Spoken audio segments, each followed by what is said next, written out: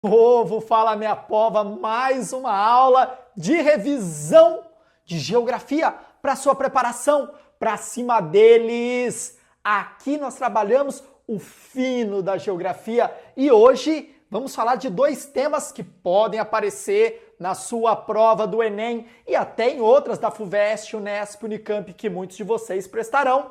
Falar de solos, fala de processos erosivos e de formação de eventos climáticos extremos. São três teminhas show de bola para você mitar nas provas. E o professor Jean Azevedo vai começar falando com vocês a respeito de formação dos solos. A primeira informação que você tem que saber é um recurso natural. Se é um recurso natural, o que pode acontecer com ele? Se degradar e morrer. Jean, o solo morre? Sim. Quando começa um processo erosivo intenso, esse solo tende a morrer. Então ele nasce, se desenvolve e morre. Vem cá que o tio vai explicar tudinho para vocês.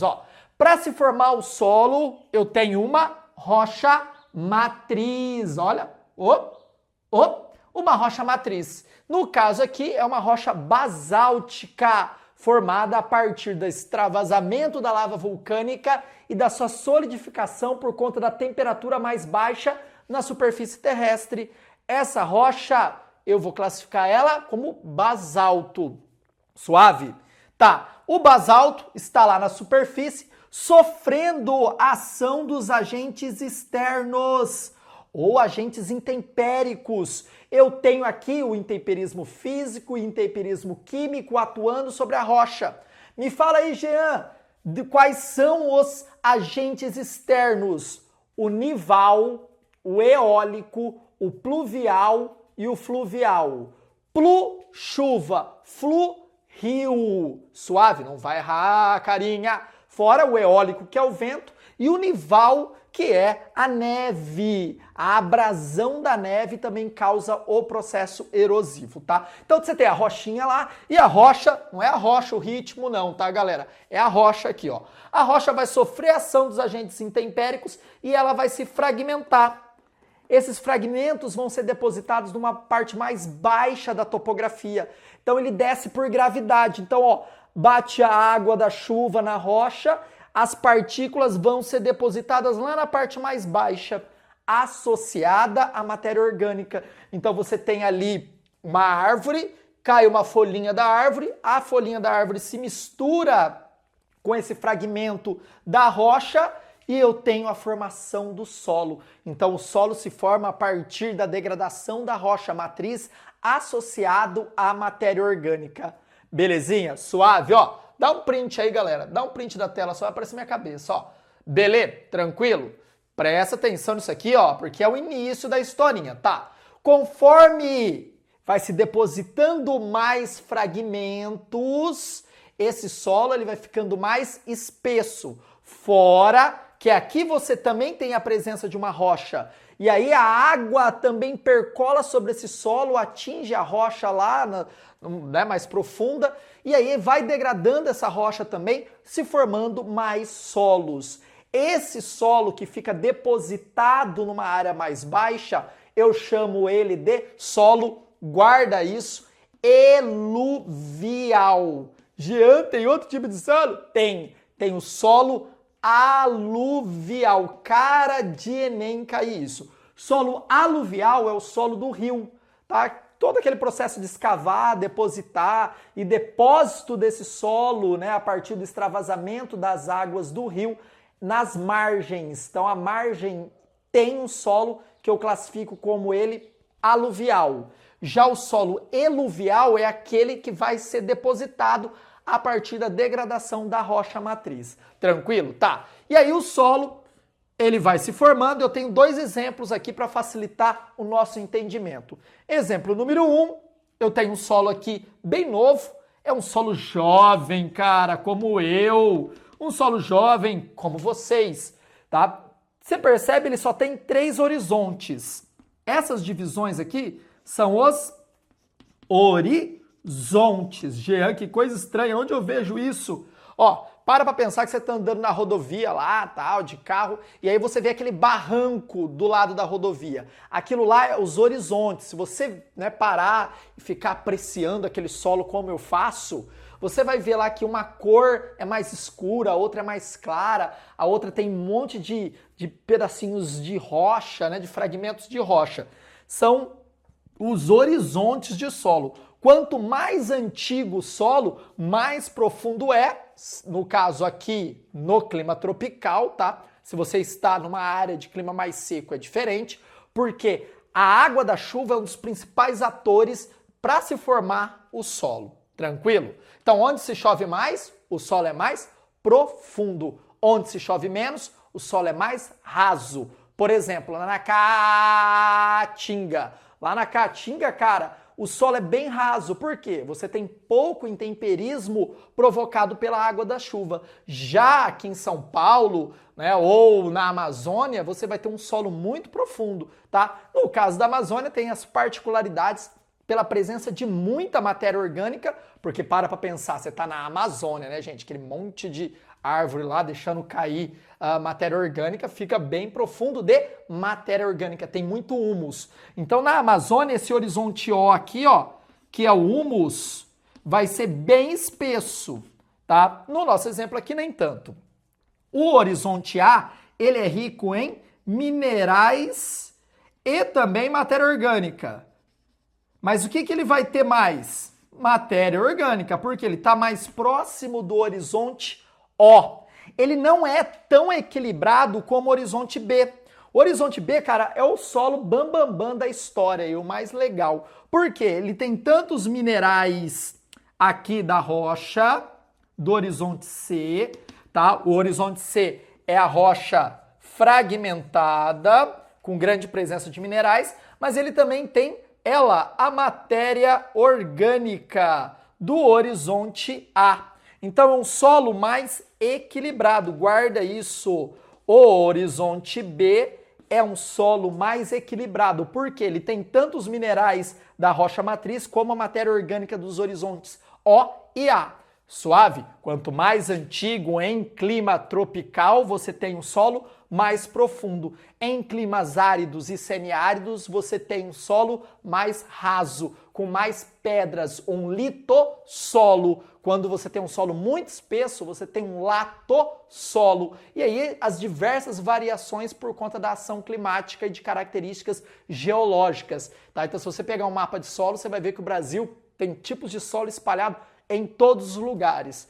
Jean, mas no Brasil tudo que planta dá? Não, se não for feita a correção do solo. Grande parte do solo do Brasil, e principalmente do Brasil central, é necessário fazer a correção do pH a partir de adicionar cal a esse solo. Esse processo se chama calagem. O solo do cerrado é necessário adicionar cal. Como se chama esse processo? Calagem. Quais são os 3 tipos de solo naturalmente férteis no Brasil? Você tem o solo terra roxa, você tem o solo massapê e também o solo de aluvião, aquele no entorno dos rios. Por isso que a população ribeirinha lá na Amazônia vive ali ao lado do rio, porque além de pescar, ele vai ter um solo mais fértil, mais equilibrado para fazer o plantio de gêneros de consumo diário. Suave, tranquilo? Tá. Ele nasceu, ele se desenvolveu, mas ele também morre. Como ele morre? A partir de um processo erosivo intenso. O primeiro se chama sulco. O que é isso? São as primeiras ranhuras do solo. Então você tem lá uma parte do solo, né, que você não tem árvores, você só tem pasto. E aí você tem o gado, sabe o gado? Vaca pastoreando. Onde uma vaca vai, as outras vão atrás, não é? Pisando. Essa pisada da vaca no solo vai causar ranhuras, pequenas crateras, bem pequenininhas no solo, né? Sabe aqueles caminhos que tem no meio do pasto? Aquilo, tá? Você não tem cobertura vegetal mais para proteger essa superfície das gotículas de água. Então imagina naquelas chuvas convectivas, chuvas torrenciais ou de verão, que cai aquele pingão. Aí o pingão cai assim, ó, pum, e faz splash. E ele desagrega as partículas do solo. aumentando ainda mais essas crateras. Se não for feito nada, nenhum tipo de manejo, curva de nível, tá? Que é o principal aí, ou plantio de vegetais de raiz profunda, que também auxiliam, né, em segurar esse solo, ele sai de sulco e passa para ravina. No momento que chega em ravina, já tem uma grande cratera. Aqui ainda há salvação, há como recuperar o solo. Se não for feito nada em ravina e se chegar num processo de vossorocamento, aqui jaz o solo. Por quê? Quando chega na vossoroca, atinge o lençol freático, lá embaixo. É como se tivesse um riozinho e um buracão.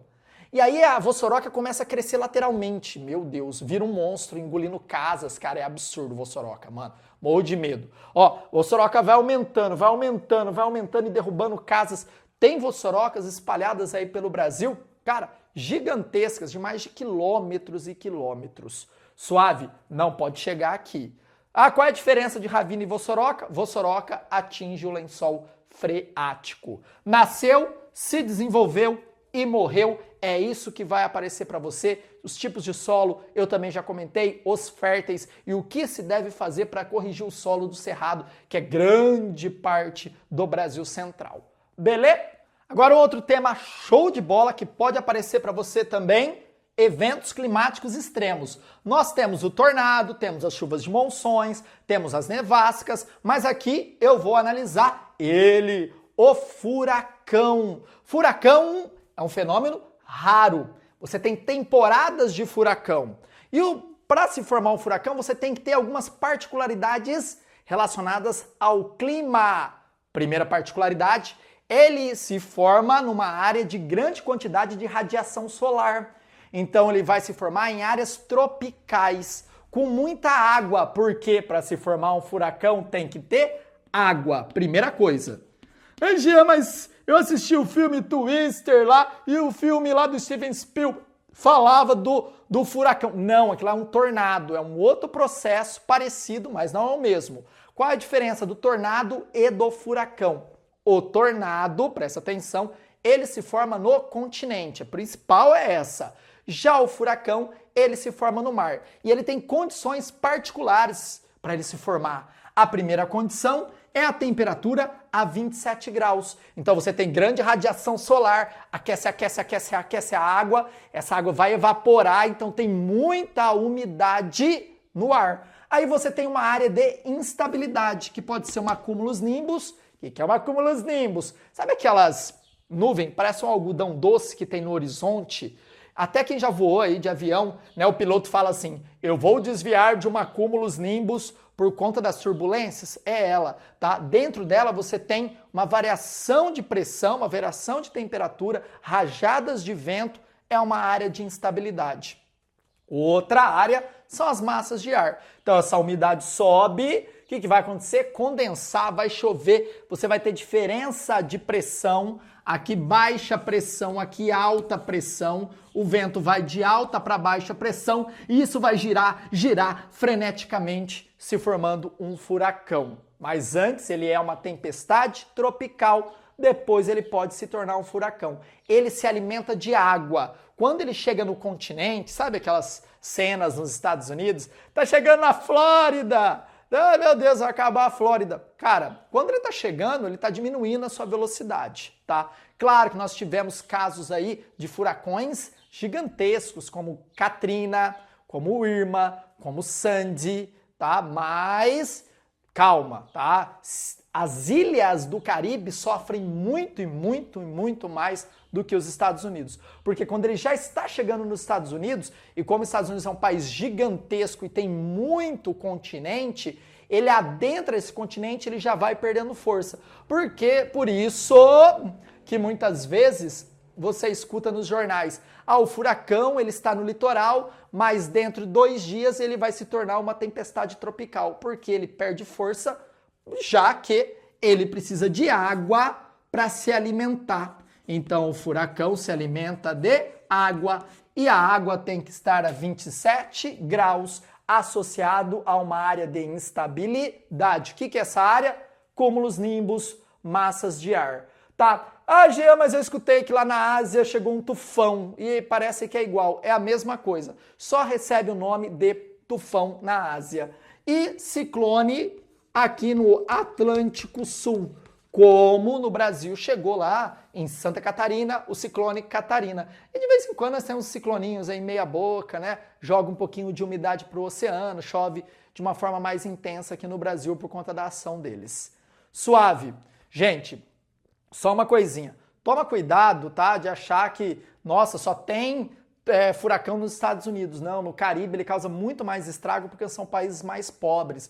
Imagina um furacão no Haiti, na República Dominicana, em Cuba, na Ilha de San Martín, em Trinidad e Tobago. Causa muito mais prejuízo do que chegar lá na Flórida. A galera tá tudo já experiente, construção adaptada, os caras têm motorhome, aí tá chegando o furacão, né? Dentro de 5 dias chega o furacão. A galera monta lá no motorhome, vai dar um rolê, não há problema não. Ufa, beleza? Tranquilo? Suave na nave?